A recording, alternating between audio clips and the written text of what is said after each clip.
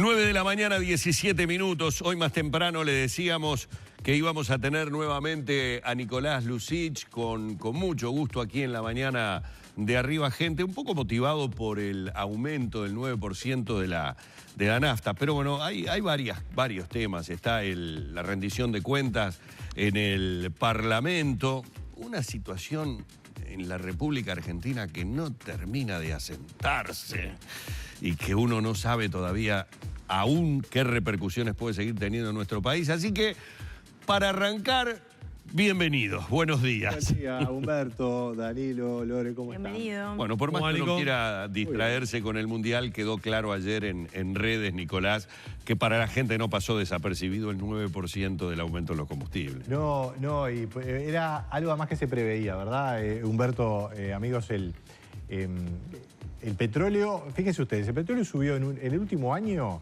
tengo aquí los datos, valía $50 el barril un año atrás y ahora vale casi 80, es decir que es un aumento del 60%. Además subió el dólar un 10% en un año, o sea que en pesos el barril de petróleo te subió 75%. O sea, era inevitable un aumento de los combustibles que además ANCAP en general lo define a mitad de año. Ya se preveía, no hay mucho misterio con esto. Hay quien dice, bueno, se aprovechó el tema del Mundial. Yo creo que en este caso, esa acusación no cabe. No, la crítica es que cuando el petróleo bajó y el dólar bajó, no se tradujo totalmente a precios. Bueno, ahí está el tema de fondo. Es decir, cuando analizamos el dato de este último año, era obvio que iba a haber un ajuste. Y bueno, lo que decimos, aumentaron los combustibles. Bueno, en realidad aumentaron algunos combustibles. Aumentó la nafta. No aumentó el gasoil. Y este no es un dato menor. No, sobre todo para la inflación, entre otras cosas, ¿no? Bueno, porque no impacta de lleno como sí lo impactaría si el aumento era generalizado. Mirá qué interesante. Vos estuve mirando el IPC. La nafta responde por el 1,6% de todo el IPC. Es un tramo, no hay ningún precio que sea mucho más de eso, ¿no? Sí. El gasoil en el IPC es menos, es un 0,5. Pero sí la producción. Pero en la producción el impacto indirecto sería mucho más grande, como lo plantea Danilo, sin duda.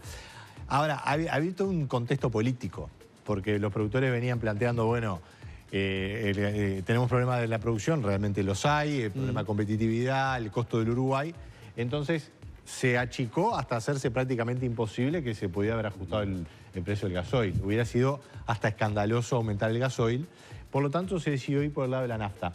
Además, el gasoil te mueve el tema del transporte urbano y, como tú decías, Danilo, te mueve los costos de las cargas. Entonces, se complica.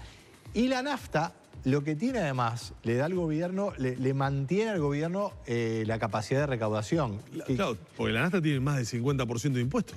Tiene, sí, estaba mirando el último dato, estrictamente tiene cerca del 40% de IMESI, de la composición. Pero ponele, en términos redondos, casi la mitad. Sí. Hay una cantidad de tasas, pero sí, de cada 54 pesos, que ahora 54,90 que cargas, creo que hay 20 y pico de pesos que son IMESI, todo para la DGI.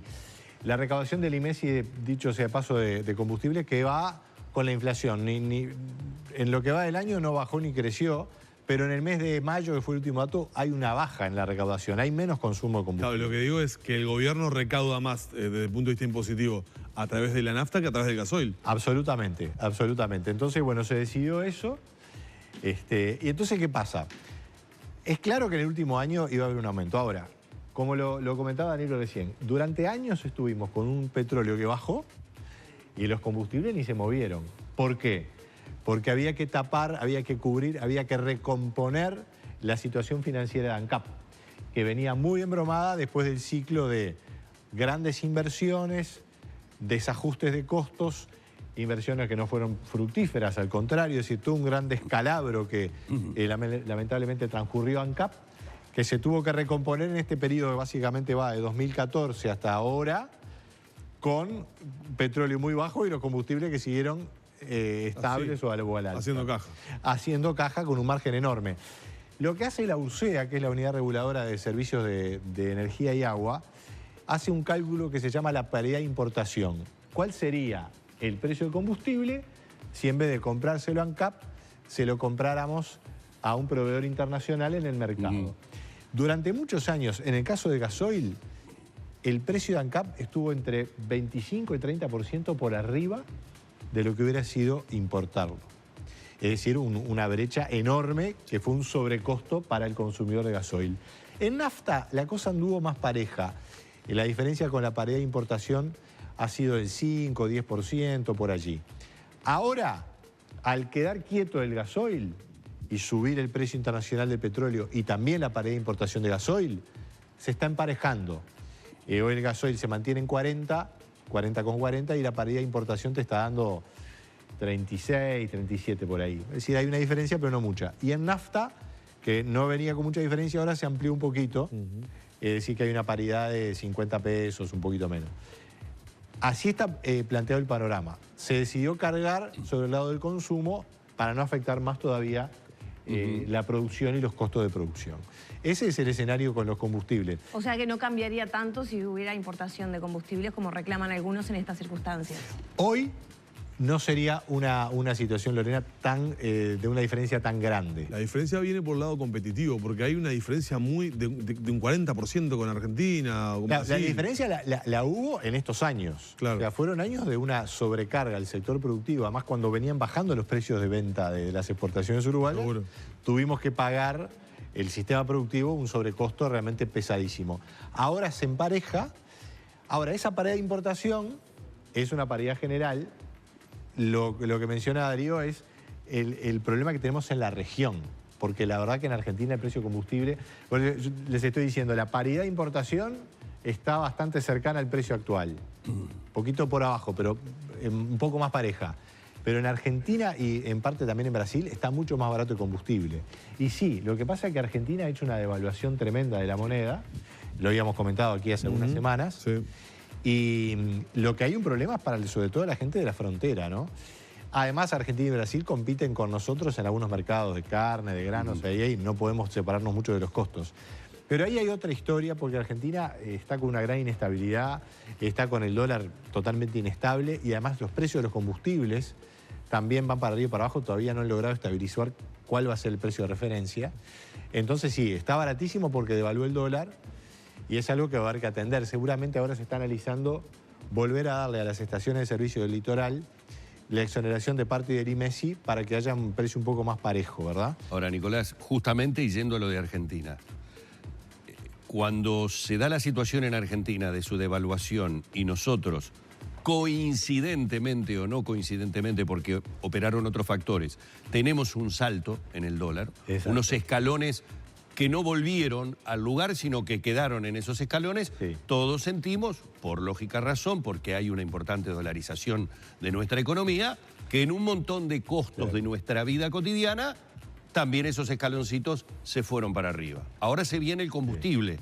Sabemos que algún escaloncito más, porque el combustible arrastra a otros precios a que también vayan un poquitito al alza. Todo esto en el arranque del invierno, que como siempre le digo a Danilo, es la estación del año en la que gastamos más. Siempre gastamos más en todo, lo sentimos más en el bolsillo. Vienen los ajustes en junio, se aprovecha el medio aguinaldo y todo sube un poquitito. Esta vez los escalones fueron un poquito más grandes. Esta volatilidad que tiene el dólar en la Argentina, esta presión que se dice ahora el Fondo Monetario Internacional está haciendo sobre el gobierno de Macri de que genere estabilidad con un poco más de devaluación. ¿A dónde nos lleva a nosotros? Bueno, es una excelente pregunta, Humberto.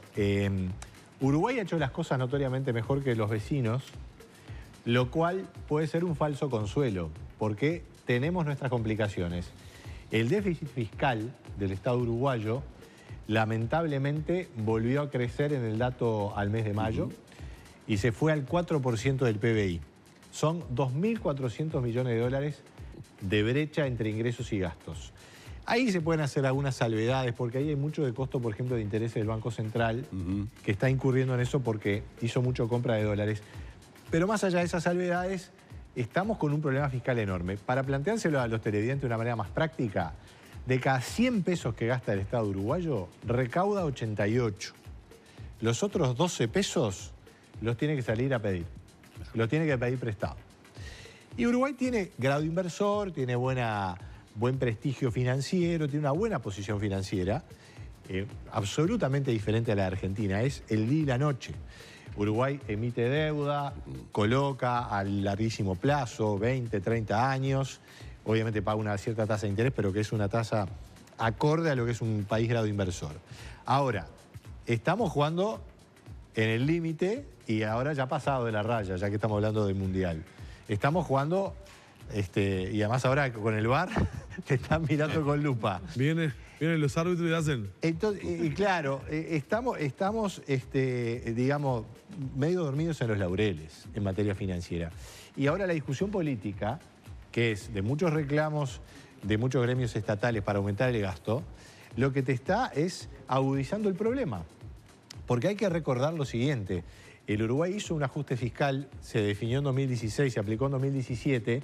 No, una consolidación fiscal. Una consolidación fiscal. Que incluyó un ajuste muy importante para algunas franjas del IRPF. Absolutamente. Que supuestamente iba a ser transitorio hasta que acomodáramos los números. ¿Qué recuerdos? ¿Cómo? ¿Qué recuerdos? Lo de Tegaldo y lo de Vargas. Buena memoria. ¿Qué dúo ustedes? Memoria de elefantes. Consolidación fiscal, decía el ministro Astori, no fue. Fue un ajuste fiscal. No, pero vos lo decías con ironía. No, yo creo que había una sincera, por lo menos en parte una sincera aspiración a que eso fuera, que el déficit que ya estaba en el 3,5, 4, se te aliviara hacia un 3%. Y lo que tú decías, Humberto, bueno, efectivamente, digamos, todo ese escenario de que el aumento del IRPF va a ser transitorio quedó totalmente por el camino. ¿Por qué? Ahora vamos a ir a unas cuestiones de fondo. Hay dos planos. La verdad que este año la cosecha de soja fue horrible y eso está pegando duro. La crisis argentina, como se dio, está realmente complicada, pero era previsible que Argentina en algún momento iba a tener un desacomodo porque venía muy desacomodada desde el punto de vista fiscal. Ahora, el problema que tenemos con las cuentas estatales es que todos los gastos son fijos y de ahí para adelante te comprometiste y chau, tenés que pagar las jubilaciones, los salarios, todo. Absolutamente rígido. Totalmente rígido. Pero los ingresos dependen de cómo te está yendo en la economía. Entonces ahí tenés un problema, ¿no? Ya que estás en este punto... Perdón, un problema que tiene todos los países del mundo, ¿no? Porque no pueden estar recortando gastos del Estado, porque cuando hablamos de jubilaciones no vas a recortar las jubilaciones, ¿no? Digo, se habla de que la plantilla de trabajadores del Estado quizás es excesiva o... No es tanto la plantilla de salarios, Lore, es interesante lo que vos planteás. En el mundo hay, la verdad que a veces cuando uno hace comparaciones siempre puede ser un poco vidrioso. Es bueno hacer comparaciones, es interesante, pero también es interesante profundizar claramente lo que nosotros, el problema que tenemos. Y lo que decís tú es cierto en el siguiente sentido. El Estado siempre tiene un rasgo en su componente de gastos fijos.